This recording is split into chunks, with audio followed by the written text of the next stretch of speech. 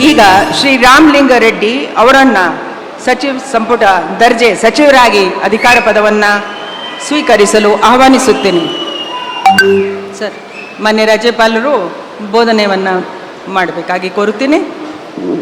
ನಾನು ರಾಮಲಿಂಗಾರೆಡ್ಡಿ ಎಂಬ ಹೆಸರಿನ ನಾನು ಕಾನೂನಿನ ಮೂಲಕ ಸ್ಥಾಪಿತವಾದ ಭಾರತದ ಸಂವಿಧಾನದ ವಿಷಯದಲ್ಲಿ ನಿಜವಾದ ಶ್ರದ್ಧೆ ಮತ್ತು ನಿಷ್ಠೆಯನ್ನು ಹೊಂದಿರುತ್ತೇನೆಂದು ನಾನು ಭಾರತದ ಸಾರ್ವಭೌಮತ್ವವನ್ನು ಮತ್ತು ಅಖಂಡತೆಯನ್ನು ಎತ್ತಿ ಹಿಡಿಯುತ್ತೇನೆಂದು ಮತ್ತು ಕರ್ನಾಟಕ ರಾಜ್ಯದ ಮಂತ್ರಿಯಾಗಿ ನನ್ನ ಕರ್ತವ್ಯಗಳನ್ನು ಶ್ರದ್ಧಾಪೂರ್ವಕವಾಗಿ ಮತ್ತು ಅಂತಃಕರಣಪೂರ್ವಕವಾಗಿ ನಿರ್ವಹಿಸುತ್ತೇನೆಂದು ಭಯ ಅಥವಾ ಪಕ್ಷಪಾತವಿಲ್ಲದೆ ರಾಗದ್ವೇಷವಿಲ್ಲದೆ ಎಲ್ಲ ಬಗೆಯ ಜನರಿಗೆ ಸಂವಿಧಾನಕ್ಕೆ ಮತ್ತು ಕಾನೂನಿಗೆ ಅನುಗುಣವಾಗಿ ನ್ಯಾಯವನ್ನು ಮಾಡುತ್ತೇನೆಂದು ಶ್ರದ್ಧಾಪೂರ್ವಕವಾಗಿ ಪ್ರತಿಜ್ಞೆ ಮಾಡುತ್ತೇನೆ.